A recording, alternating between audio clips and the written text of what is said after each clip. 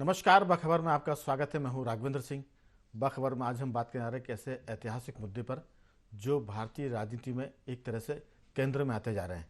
उसकी वजह यह कि कुछ महीने पहले की हम बात करें, पिछले साल की बात करें तो मध्य प्रदेश की राजधानी भोपाल में प्रधानमंत्री नरेंद्र मोदी आए थे और उन्होंने भोपाल के एक रेलवे स्टेशन का नाम बदलकर रानी कमलापति रेलवे स्टेशन कर दिया था। पहले यह हबीबगंज स्टेशन के नाम से जाना जाता था, लेकिन रानी कमलापति भोपाल की आखिरी महारानी थी आदिवासी यानी गौंड राजाओं की, उनके नाम पर कमलापति स्टेशन रखा गया। इसके बाद शुरू होती है कहानी इस्लाम नगर, जो भोपाल के पास में एक ऐसा नगर है जो कभी जगदीशपुर के नाम से था। इसका ऐतिहासिक घटनाक्रम यह है कि भोपाल के पहले नवाब दोस्त मोहम्मद खान, जो अफगानिस्तान से हिंदुस्तान आए थे, उस समय औरंगजेब की फौज में हुआ करते थे। वहाँ से जब वो मध्य प्रदेश की तरफ आए, लगभग 1600 की बात है ये, तब उन्होंने एक बैरसिया के राजा के पूरे परिवार को, उनके पूरे सगे संबंधियों को कत्ल करने के बाद जगदीशपुर का नाम इस्लाम नगर किया था और वहाँ उन्होंने अपना एक तरह से नगर बसाया। इस पूरी कहानी का मोड़ तब आता जब इस्लाम नगर ग्राम पंचायत ने नाम बदलने के लिए मध्य प्रदेश के पास ग्राम पंचायत का एक प्रस्ताव भेजा, जो बाद में केंद्र सरकार के पास गया, लेकिन तत्कालीन केंद्र सरकार ने इस प्रस्ताव को नामंजूर कर दिया। दोबारा ये कोशिश हुई और अब ये कोशिश रंग लाई। केंद्र सरकार ने इस्लाम नगर का नाम बदलने का प्रस्ताव स्वीकार किया और आज से इस्लाम नगर का नाम, पुराना जो नगर था जगदीशपुर, उसी नाम से हो गया। कहानी यहाँ से शुरू होती है। अब ट्विस्ट इसमें यह है कि भोजपाल का नाम रखा जाए भोपाल के लिए, क्योंकि पहले भोपाल जो नाम चल रहा है इसके ऊपर भी कई विवाद हुए। लेकिन पिछले दिनों रामभद्राचार्य जी भोपाल आए। उन्होंने मुख्यमंत्री शिवराज सिंह से कहा कि अगर आप मुझे दोबारा भोपाल बुलवाना चाहते हैं तो भोपाल का नाम भोजपाल कर दें ताकि मैं दोबारा आ सकूं। हमारी कहानी यहीं से शुरू होती। क्या भोपाल भोजपाल होगा? क्योंकि रानी कमलापति के नाम से रेलवे स्टेशन हो गया, इस्लाम नगर जगदीशपुर हो गया। अब राजा भोज का बसाया हुआ ये शहर भोपाल भोजपाल कब होगा, इसी पर हम विस्तार से बात करेंगे। चर्चा के लिए हमारे साथ स्टूडियो में मौजूद हैं दो विशेष मेहमान, मध्य प्रदेश के वरिष्ठ पत्रकारों में शामिल श्री आशीष दुबे जी और सामाजिक सरोकार से जुड़े कमल राठी जी। आप दोनों का बहुत बहुत स्वागत है। स्काइप पर हमारे साथ जुड़ेंगे मध्य प्रदेश के वरिष्ठ पत्रकार रमेश शर्मा जी। चर्चा की शुरुआत कमल राठी जी आपसे इसलिए भी क्योंकि आज एक और विषय है, भोपाल रामसर साइड में शामिल होने की वजह से यहाँ का जो वेटलैंड है, जो बड़ी झील है, वो बड़ी झील के किनारे जो हैं वो वेटलैंड में आते हैं और ये पूरी दुनिया में बहुत विशेष स्थान रखता है। आज वेटलैंड डे भी है और जो काम कमल राठी जी करते हैं उनकी मांग ये है केंद्र सरकार से और राज्य सरकार से कि भोपाल को वेटलैंड सिटी का दर्जा मिलना चाहिए, क्योंकि भोपाल में झीलों की बहुतायत है। बड़ी संख्या में भोपाल में झीलें हैं। बड़ी झील तो मशहूर है, छोटी झील भी है, इसके अलावा भी झीलों का शहर कहा जाता है। राठी जी, आपकी राय, नाम बदलने से क्या होगा? क्या भोपाल भोजपाल होगा? क्योंकि ये सिलसिला चल पड़ा है, लेकिन इसके साथ वेटलैंड की बात भी जो आप अक्सर कहा करते हैं। देखिए, नाम बदलने वाली जो स्थितियां हैं ये हमारे इंटरनल एक हिस्सा है, जिससे हम अपने देश में ही इस नामों को चेंज करके अपने आप, जैसे चेन्नई, कोलकाता, ऐसे सब जगह हुआ, भोपाल भी भोजपाल होता है, तो उसमें कोई ऐतराज वाला कोई विषय नहीं है। लेकिन इससे लाभान्वित राजनीतिक रूप से हो सकता है कि कुछ दलों को लाभ मिलता हो, लेकिन मेरा ये मानना है कि भोपाल में जो रामसर साइट है तो रामसर ऐसे साइट का, जैसे 75वें अमृत काल में माननीय प्रधानमंत्री जी के नेतृत्व में हम 24 से 75 वेटलैंड हिंदुस्तान के रामसर साइट हो गए। उसके लिए कल बजट में भी स्पेशल प्रावधान रखा गया है। तो मुझे ये लगता है कि वैसे ही विश्व में रामसर वाले जहां वेटलैंड से उनको वेटलैंड सिटी का भी दर्जा दे रहे हैं।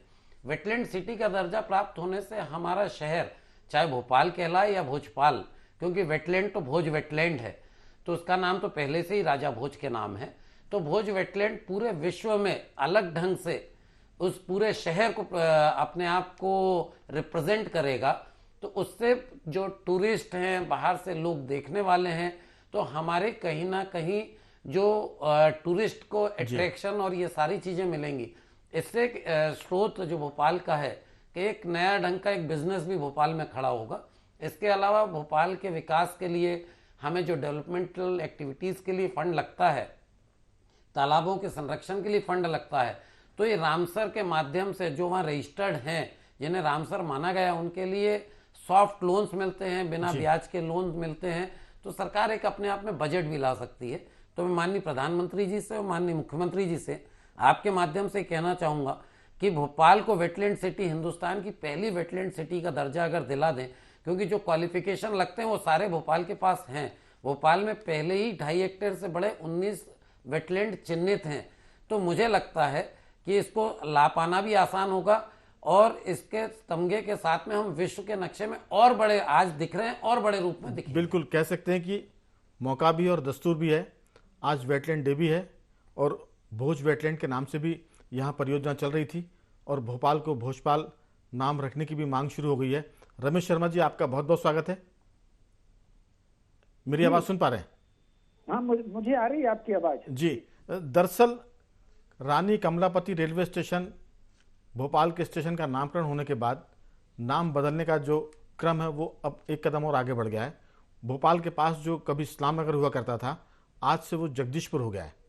जगदीशपुर की एक कहानी, आप भोपाल के इतिहास पर एक किताब भी लिख रहे हैं। आपसे जानना चाहेंगे कि रानी कमलापति रेलवे स्टेशन, उसके बाद इस्लाम नगर का जगदीशपुर होना और जगत गुरु राम भद्राचार्य जी का भोपाल में मुख्यमंत्री से ये आग्रह करना कि अगर वो उन्हें दोबारा भोपाल बुलाना चाहते हैं तो भोपाल का नाम वो भोजपाल करें ताकि वो दोबारा आ सके। आपकी राय की नाम बदलने से क्या शहर की गरिमा घटती है, बढ़ती है, या और भी इसमें कुछ बदलाव होते हैं? ये ऐतिहासिक तथ्यों को बदलने का जो मामला है, ये भूल सुधार है या इसमें कुछ सियासत है? देखिए, इसको हमको सियासत के रूप में नहीं देखना चाहिए। ये एक प्रकार से भूल सुधार ही है और इन क्षेत्रों के सांस्कृतिक गौरव की पुनर्प्रतिष्ठा भी कही जा सकती है, क्योंकि जगदीशपुर जो इस्लाम नगर था उसका पुराना नाम जगदीशपुर ही था और वहाँ देवड़ा ठाकुरों का राज था। छोटी सी रियासत थी वो देवड़ा ठाकुरों की। दोस्त मोहम्मद खान जब आए तो दोस्त मोहम्मद खान ने मंगलगढ़ को जिस तरीके से किया, इतिहास में है कि किस तरीके से धोखा दिया उन्होंने वहां और हत्या करके उस पर अधिकार किया। तो फिर बैरसिया वो गए, दिल्ली जाकर के मुगलों से पट्टे पर लेकर आए। तो फिर उन्होंने अपने कुछ विशेष दूत जगदीशपुर में छोड़े और देवड़ा ठाकुरों को बेस नदी के किनारे दावत पर आमंत्रित किया और पांडाल लगा करके बहुत अच्छा खिलाया और फिर शराब के नशे में हो गए। फिर पांडाल काट करके सबकी नृशंस हत्याएं की और वो स्थान जहां पर हत्याएं हुई हैं दूर तक खून का बह गया और उसका नाम हलाली नदी है और वो एक हलाली डैम आज भी बना हुआ है।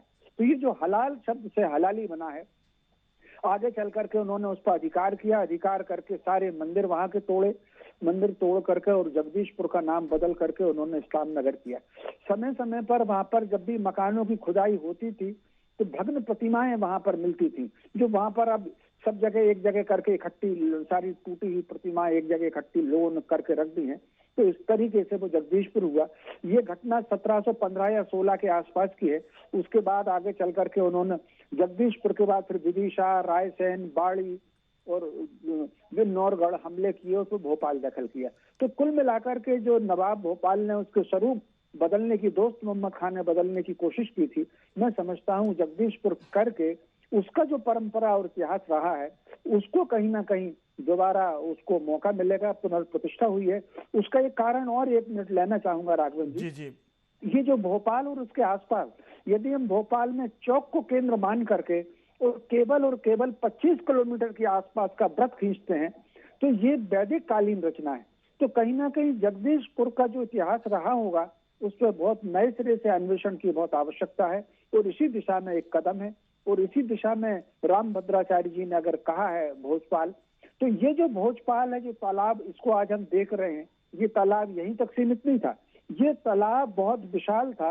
इसमें 365 जल स्रोत आकर के मिलते थे, नहरें निकलती थी, कल्याण स्रोत था जो कलिया स्रोत के रूप में हम इसको जानते हैं। और ये जो ओबेदुल्लागंज वगैरह सारा बसा हुआ है, कलिया खेड़ी, अब्दुल्लागंज, ये जो बचे हुए हैं, ये कहीं ना कहीं तालाब जो खाली हुसैन शाह ने भोजपुर में उस डैम को तोड़ा था तो जमीन पानी जो खाली हुआ, इसीलिए ये अब्दुल्लागंज वगैरह, इसको अगर आप देखेंगे नवाब के समय इसको ताल परगा नहीं लिखा जाता था, क्योंकि तालाब से वो जमीन निकली थी, तो मैं समझता हूँ उसका नाम भोजपाल ही था। तो भोजपाल अगर करेंगे इसका नाम तो बहुत सुंदर होगा। ये जो बाणगंगा की झील आप देख रहे हैं, शामला हिल से निकलती है और छोटे तालाब में आकर के मिलती है और उससे फिर एक नदी आकर के निकलती है। तो ये जो झील है इसको वाकणकर जी ने खोजा है और ये झील कम से कम 2 लाख वर्ष पुरानी है और प्राकृतिक है। तो कहीं ना कहीं जो भोपाल पर नए सिरे से शोध भी होना चाहिए और ये जो नाम परिवर्तन की परंपरा है इसका स्वागत राघवेंद्र जी होना चाहिए। तो हरि विष्णु वाकणकर जी के बाद इस पूरे मामले में और शोध की जरूरत है, ये आपका कहना है? इसमें हमको सियासत के चश्मे से देखने की जरूरत नहीं है, इतिहास को दुरुस्त करने की बात है। हमारे साथ हमारे साथी आशीष दुबे जी भी हैं। आशीष दुबे जी, नाम जब जब जिसको मौका मिलता है, चाहे आपने जैसे जिक्र हुआ कि कलकत्ता कोलकाता हो गया, मद्रास चेन्नई हो गया, इसके अलावा और दूसरे शहर जो जिनके नाम बदल दिए गए, भोपाल का भी अगर नाम बदलने की बात हो रही तो इसका एक ऐतिहासिक पृष्ठभूमि का जिक्र करते हुए भोपाल का नाम बदलने की बात हो रही है। लेकिन अभी हम बात कर रहे थे कि किस तरह से रानी कमलापति के नाम पर रेलवे स्टेशन का नाम किया गया और उसके बाद उसका अगला क्रम जो था वो इस्लाम नगर को जगदीशपुर किया गया और तीसरे क्रम की बात हो रही है भोपाल का नाम भोजपाल। आप इसको कैसे देखते हैं? ये इतिहास को बदलने की बात है या फिर इसको इतिहास को सुधारने की बात है? आपकी राय। देखिए, ये चीज़ें बहुत लंबे समय से चल रही हैं और नाम बदलने की, खासतौर पर जो 3 जगहों की बात अभी आई है। इस्लाम नगर का नाम यदि जगदीशपुर होता है तो ठीक है, उसका नाम चूंकि पहले ये नाम था और एक वहाँ के ग्राम पंचायत ने करीब 30 साल पहले उसका प्रस्ताव भी पारित किया था और ये चीज़ें अगर होती हैं तो कोई इसमें ऐतराज़ की बात नहीं है। अगर ये चीज़ें लोगों की जुबान पे चढ़ें वो ज़्यादा ज़रूरी हैं। दूसरी बात यह है कि जो शहरों के नाम बदलने की बात, इस्लाम नगर एक चूँकि गांव है जगदीशपुर जो बदला जा रहा है, उसके बावजूद भी वो पर्यटन की उस पर है, एक वो ऐतिहासिक धरोहर है और वो एक पर्यटन साइट है, टूरिस्ट स्पॉट भी है। तो नाम बदलने में से धीरे धीरे लोगों की जुबान पे आ जाएगा, चूँकि एक अपेक्षाकृत छोटी जगह है लेकिन ऐतिहासिक उसका महत्व है। लेकिन जो बड़े शहर के नाम बदलने की जो बात होती है वो नाम सिर्फ इसलिए बदले जाते हैं कि पहले वो ऐसा था और अब ऐसा, लेकिन उसमें भी कोई बात नहीं है। अभी हैदराबाद को भाग्यनगर करने की बात होती है, आगरा को अग्रवन करने की बात हो रही है और भी बहुत सारी चीज़ें हैं। दिल्ली की तमाम सड़कों के नाम बदले जा रहे हैं, मुगल सराय का नाम बदला गया है। तो ये चीज़ें जनता से कितनी कनेक्ट होती हैं इसको देखा जाना चाहिए। आज 1953 में जहां तक मुझे याद है, मैंने पढ़ा है, गृह मंत्रालय ने उस वक्त में एक सर्कुलर जारी किया था और सभी सरकारों को कहा था कि नाम सिर्फ उन्हीं स्थितियों में बदले जाएं जब बेहद आवश्यक हो। वो सर्कुलर है और उन्होंने ये भी कहा था कि इसमें जनता की राय ली जाए और खासतौर पर ऐतिहासिक जो स्थल हैं उनके नाम ना बदले जाएं। तो ये बात ठीक है, कई बार ऐसी स्थितियां बनती हैं, सरकारों को करना पड़ता है, लेकिन मैं फिर भी मान के चलता हूं कि कुछ इसमें एक सियासी नजरिया जरूर होता है। इसका गुणा भाग जो राठी जी ने बताया ये जरूर देखा जाता है। और एक बात ये भी है कि ये जब नाम बदले जाते हैं तो बरसों बरस, कई बरस तक वो आम प्रचलन में और बोलचाल की भाषा में नहीं आते हैं। तो ये एक ऐसी कवायद है जो बहुत जरूरी है। चलिए वहां ठीक है, मान लिया गया, लेकिन एक राजनीतिक एजेंडा, यूपी में 8 शहरों के नाम मायावती ने बदले, बाद में सपा की सरकार आई, उन्होंने नाम पुराने बहाल कर दिए। एक नाम, एक शहर, एक छोटे मध्यम शहर का नाम बदलने में तकरीबन 300 करोड़ रुपए खर्च होते हैं। ये इसका एक पूरा, और अगर बड़ा शहर हो, महानगर हो, तो वो खर्च 1000 करोड़ रुपए तक होता है। तो ये चीजें जो हैं इनको थोड़ा देखा जाना चाहिए। इसको यूं भी किया जा सकता है, कोई नाम यदि प्रचलित है और उसके साथ एक उसका ऐतिहासिक महत्व का नाम है तो उस नाम के साथ उसको जोड़ दिया जाए, ब्रैकेट में डाल दिए जाएं दोनों नाम। एक कंफ्यूजन की स्थिति, जो बड़े शहर होते हैं वो पूरे अंतर्राष्ट्रीय स्तर पे कंफ्यूजन बनते हैं उससे। दरअसल आशीष जी, जो नाम बदलने की बात हो रही है उसके पीछे जो तर्क दिए जाते हैं वो ये कि जिन लोगों ने भारत पर अत्याचार किए, जिन लोगों ने भारत पर हमला करने के बाद यहाँ की अस्मिता के साथ दुराचार किया, क्रूरतम चेहरे सामने आए, उनके नाम बदलने में कोई एतराज। जैसे तुगलक की बात करते हैं भाई, ठीक है ना, इस्लाम नगर बदला, ठीक है, हम दिल्ली से अगर शुरू होते हैं तो उसके पीछे जो नाम बदलने की बात होती है, ये तर्क दिए जाते हैं कि हम एक हमलावरों के नामों को क्यों गले से लगाए घूमे, जिन्होंने हमारे देश पर आकर हमला किया, कत्लेआम मचाया, लूटपाट की, तो उनके नाम बदलने में कोई दिक्कत नहीं है। अगर हम अंतर्राष्ट्रीय स्तर पर जाएं तो रशिया ने तो अपने जो हीरो थे उनके जो मूर्तियां थी उनको गिरा दिया, उनके चौकों के नाम बदल दिए। चीन में ऐसा हुआ। तो ये जो बदलाव है मुझे लगता है कि राष्ट्रीय स्तर पर राष्ट्रीय अस्मिता को लेकर पुराने हमलावरों के नामों को मिटाने के लिए, ताकि वो जो यादें हैं कड़वी वो लोगों के दिमाग से लेकिन निकल जो जाए। सामान्य चीजें हैं उनको थोड़ा सा, मुझे लगता है थोड़ा सा उसमें सब्र या कुछ थोड़ा सोच लेना चाहिए। वो सामान्य जैसे जो चीजें हैं उनको बदला जाए, तो उसमें मुझे लगता है वो एक ऐसी एक्सरसाइज है जिसमें कई तरह क्रियाएं प्रतिक्रियाएं होती है, फिर सरकारें बदलती हैं, फिर वो कुछ करती हैं, प्रतिक्रियाएं तो हिंदुस्तान और फिर में लाखों करोड़ों रुपए उस पर खर्च होते हैं। तो ये चीजें लोगों के काम में आए, ये पैसा। लोकतंत्र अगर घर में आप बैठेंगे कि ड्राइंग रूम का कोई सोफा बदलना है तो उस पर भी लोगों की प्रतिक्रिया आ जाती कि ये यहाँ रखा था। लेकिन जनता के पैसे से कोई काम होता है, जनता की प्रतिक्रिया तो आना चाहिए। मैं वही कह रहा हूँ कि कई बार जब जो हमलावर होते हैं, इसमें जनमत संग्रह जैसी कोई बात मुझे लगता है कि जरूर कोई मांग उठाए, लेकिन जब नाम बदले गए थे तब किसी ने जनमत संग्रह नहीं कराता है कि दोस्त मोहम्मद ने हमला करके और उसको इस्लाम में नहीं, मैं इसको नहीं जोड़ रहा हूँ कि ये ऐसे जो गलत जगह से जोड़े गए हैं, लेकिन जो सामान्य चीजें हैं, बिल्कुल सामान्य शहरों के नाम बदलने में एक बड़ी एक्सरसाइज है ये। ठीक, वो ऊर्जा कहीं और लग जाए। जी राठी जी, दरअसल आपने जिस बहुत ही प्रकृति से जुड़े मुद्दे को उठाया कि भोपाल सब कुछ है इसमें, लेकिन जो सबसे खास बात भोपाल की है वो झीलों की बात है, पहाड़ियों की बात है। और झीलों के मामले में वेटलैंड की बात आपने की है। भोपाल की वेटलैंड के बारे में ज़रूर आपने कई बार जिक्र किया है कि जो बड़ी झील के किनारे हैं या भोपाल की झीलों के जो किनारे हैं उसके पास की मिट्टी ऐसी है वो पानी को सोखती है, और जब गर्मी का मौसम आता है तो उसी में से वो पानी निकलकर झील में रिसता, ताकि झील में पानी बना रहे। इसलिए उसको वेटलैंड का दर्जा दिया गया है, क्योंकि यहाँ की मिट्टी बहुत खास किस्म की है। और ये रामसर साइट के जरिए भोपाल की बड़ी झील चिन्हित हुई थी। 75वां हम अमृत कलश का वो मना रहे हैं। तो हमें लगता है कि इस साल जो राठी जी आप जिस बात पर बहुत जोर दे रहे हैं कि वेटलैंड सिटी भोपाल को होना चाहिए, तो ये नाम जरूर बदला जाए, लेकिन वेटलैंड सिटी की बात भी राज्य सरकार की तरफ से केंद्र के पास जानी चाहिए, ताकि भोपाल को वेटलैंड सिटी का दर्जा मिल जाए। हाँ बिल्कुल, जैसे एक और आपने जो नाम परिवर्तन की बात की और भाई साहब ने भी बात बोला, तो मैं ये देखता हूँ कि जब सत्ता बदलती है तो उसको मैं सत्ता से कैसे जोड़ रहा हूँ, शायद मैं बताने का प्रयास कर रहा हूँ कि जब सत्ता बदलती है तो किस तरह से नामों को बदला जाता है, चाहे आज से 100 साल 500 साल 1000 साल पहले भी जाएं। तो इसी तरह भोपाल भोज वेटलैंड को यहाँ के जो पक्षी उसमें रह रहे थे उसके कारण रामसर का दर्जा और अति महत्वपूर्ण, मतलब जो 2-3-4 महत्वपूर्ण पॉइंट है उसमें वो भी है। तो 2002 में जब कांग्रेस की सरकार थी तो कांग्रेस ने बर्ड सेंचुरी का प्रस्ताव प्रस्तुत किया, पूरी नोटशीट बन गई, फाइल अप्रूव हो गई, गजट नोटिफिकेशन के लिए कागज चला गया। उस बीच सत्ता परिवर्तन हो गया। 2003 से 2022 तक दूसरी जो सत्ता आई उसने उस वेटलैंड को, जो पक्षी विहार बनना था, बर्ड सेंचुरी बननी थी, उस बर्ड सेंचुरी की फाइल को ध्यान ही नहीं दिया। वो फाइल मेरे पास है, इसी दस्तावेज के आधार पे ही बोल रहा हूं मैं, क्योंकि 1963 में ही पूरी जमीन अधिग्रहित हो गई थी। तो उसी कारण भदभदा डैम बना, तो आपको कोई एक्स्ट्रा अधिग्रहण नहीं करना था, सिंपल स्टेट गवर्नमेंट को एक नोटिफिकेशन निकाल के पक्षी विहार करना था। उससे वो 17 लाख पेड़ जो वेटलैंड के संरक्षण के लिए लगे हुए हैं उनकी सुरक्षा हो सकती, जो उसमें आज 250-300 वैरायटी के पक्षी रह रहे हैं उनकी सुरक्षा होती, कहीं ना कहीं इको टूरिज्म के नाम से कुछ टूरिज्म की भी एक्टिविटी वहां हो जाती और लोग उससे कनेक्ट होते।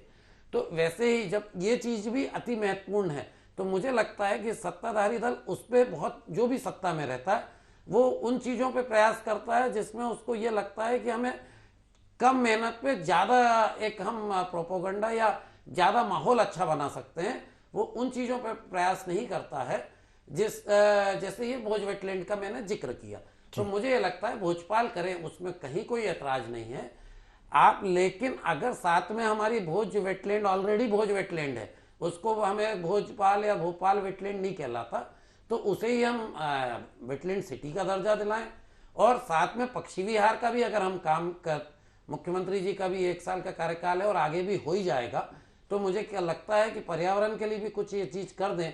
वो रोज एक पेड़ लगाते हैं, इसमें भी कर दे, उनके घर के पीछे ही है, तो एक शहर को बहुत अच्छा लाभ। और 17 लाख पेड़ इकट्ठे, मैं आज सुबह देख के आ रहा हूँ, वहां पेड़ों की हालत ये हो रही है कि धीरे धीरे पेड़ सुखाए जा रहे हैं और मैदानों में तब्दील कर दिए जाएंगे। फिर वो मैदान रसूखदारों को, प्रभावशील लोगों को अलॉटमेंट हो जाएगा।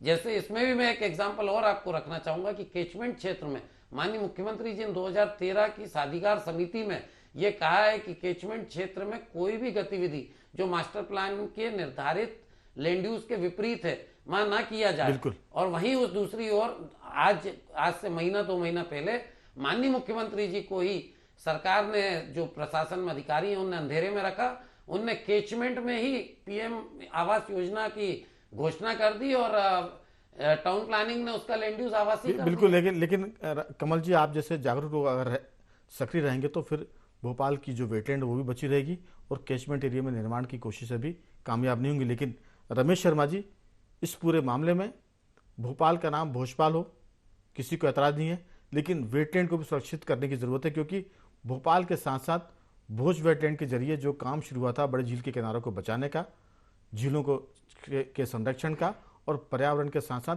पक्षियों के भी संरक्षण का, क्योंकि भोपाल में झील के किनारे विदेशी पक्षी बड़ी तादाद में आते हैं, वो गर्मियों में भी आते हैं, सर्दियों में भी आते हैं। आपकी राय, नाम बदलने के साथ साथ भोपाल को वेटलैंड का दर्जा देने की भी सरकार को कवायद करनी चाहिए, क्योंकि ये राज्य सरकार के अकेले बूते की बात नहीं है, मामला केंद्र सरकार के पास तक जाएगा। राज्य सरकार प्रस्ताव करे, चाहे भोजपाल के नाम का करे, साथ में भोज वेटलैंड सिटी का भी इसमें नाम होना चाहिए। आपकी राय? चीजें हैं श्रृंगार की, सजाने की, संवारने की, ये चीजें तो होती रहेंगी जी। मोटे तौर पर सबसे पहले तो मनोबल के, व्यक्ति का मनोबल और उसके स्वाभिमान और स्वत्व की जागृति का प्रयास होना चाहिए। तो ये जो नाम बदलने का प्रयास है, इस नाम बदलने से कहीं ना कहीं स्वत्व का जागरण होता है, स्वाभिमान का बोध होता है, और कहीं ना कहीं जैसा कि आपने खुद भी कहा कि हम सैकड़ों सालों से जो हमारा मनोबल टूटा हुआ है, आप देखिए कि केवल अभी तो इस्लाम नगर को हमने जगदीशपुरी किया है, अब हलाली नदी का नाम नहीं बदला जाना चाहिए? वो बेस नदी का कोना है इस वक्त, जहाँ हजारों लोगों को मारा गया था। ये हलाल, जिस तरीके से रानी कमलापति के पुत्र को और उनके 100 लोगों को हलाल किया, तो हलालपुर बना हुआ है लाल घाटी के पास में, तो लाल घाटी जो रक्त से लाल हुई है उसके बगल में हलालपुर है, जहाँ कमलापति के पुत्र को और उनके परिजनों को आखिरी में। तो कुल मिलाकर के सबसे पहले तो ये जो स्वाभिमान जागरण का, स्वत्व जागरण का ये प्रयास होना चाहिए। और नाम बदलना ये सराहनीय है। अब जैसे मान लीजिए ये हबीबगंज का नाम रखा रानी कमलापति, तो हबीबगंज कौन थे? वो हबीबुल्लाह नसरुल्लाह खां का लड़का था। अब उसने हमीदुल्लाह, चूंकि इससे पहले सुल्तान जहां बेगम ने नसरुल्लाह खां को वो घोषित कर दिया था, नसरुल्लाह खां की डेथ हो गई, तो हमीदुल्लाह खां को जब बनाने लगे तो उनके लड़के हबीबुल्लाह ने क्लेम किया, तो अंग्रेजों की सलाह से उन्होंने वहां का ये जो शाहपुर का पूरा क्षेत्र है, वहां का पट्टा देकर के उसको किनारे कर दिया था। तो ये जो षड्यंत्र पूर्वक नाम बदले गए हैं और कहीं ना कहीं भारत के स्वाभिमान को, भारत के स्वत्व को, भारत के जो प्राकृतिक स्वरूप है उसको नष्ट करके ये नाम बदले गए हैं। ये भोजलैंड वगैरह तो ये बनता ही रहेगा। तो सबसे पहले तो ये स्वाभिमान जागरण का काम होना चाहिए। नाम निश्चित रूप से जो हमलावरों के और आतताइयों के नाम पर जो मोहल्लों के और गांवों के और नगरों के नाम है वो सारे बदलना चाहिए। 1000 करोड़ की जगह 10,000 करोड़ लगे, हम और टैक्स देने को तैयार हैं, लेकिन भारत का जो स्वरूप है, जो सांस्कृतिक स्वरूप है, उसका जागरण होना चाहिए। ये पक्षियों के लिए भोजलैंड और मकान ये तो सब बनते रहेंगे बाद में। लेकिन एक बात है कि राम भद्राचार्य जी जब भोपाल आए थे, अभी 31 जनवरी की बात है, उन्होंने पहले तो मुख्यमंत्री जी की धर्मपत्नी साधना सिंह जी से आग्रह किया और बाद में शिवराज जी से भी आग्रह किया, लेकिन इसका कोई स्पष्ट उत्तर नहीं आया। इसको आप किस ढंग से सोचते हैं? क्या सरकार की दिलचस्पी कम है इस मामले में? देखिए, मोटे तौर पर अब सरकार बहुत सारी चीजों को वो फैसले कर करके लेते हैं। भोपाल और भोजपाल ये थोड़ा सा टेक्निकल मुद्दा है। भोपाल शब्द अपभ्रंश है भोजपाल का। भोपाल शब्द भोजपाल से किसी ने ये नाम का परिवर्तन नहीं किया, बल्कि ये अपभ्रंश हुआ है, बीच से एक शब्द गायब हुआ है। तो ये थोड़ा सा टेक्निकल वाला मुद्दा है। तो चलिए सरकार जी, कुल मिलाकर पहले ये भोपाल था, फिर भोपाल हो गया, अब भोजपाल करने की मांग हो रही है। तो देखते हैं आने वाले दिनों में राज्य सरकार की जो दृढ़ इच्छा शक्ति है वो अगर इसमें रहेगी तो ये भोजपाल भी हो जाएगा, और जैसा कमल राठी जी कह रहे हैं कि ये वेटलैंड का दर्जा भी इसको मिल जाए, क्योंकि ये बड़ी झील इसमें एक बड़ी वजह है, एक बड़ा कारण है कि भोपाल सिटी को वेटलैंड सिटी का दर्जा भी मिले। तो कुल मिलाकर मैं तीनों मेहमानों का धन्यवाद करूँगा। रमेश शर्मा जी आपका भी, राठी जी आपका भी, और आशीष दुबे जी आपका भी बहुत बहुत साधुवाद कि आपने चर्चा में हिस्सा लिया। कुल मिलाकर नाम बदलने का जो मामला है उसको इतिहास से जोड़ा जा रहा है, और ये भी कहा जा रहा है कि जो हमलावर थे उनके नामों को बदलकर जो पुराने ऐतिहासिक नाम थे वो दोबारा नाम रखे जाए, भले ही इस पर कितना भी खर्च हो या कितनी भी दिक्कतें आए। तो बखबर में आज सिर्फ इतना ही। कल किसी और मुद्दे पर बात करेंगे, तब तक बने रहिए हमारे साथ और देखते रहिए IND24।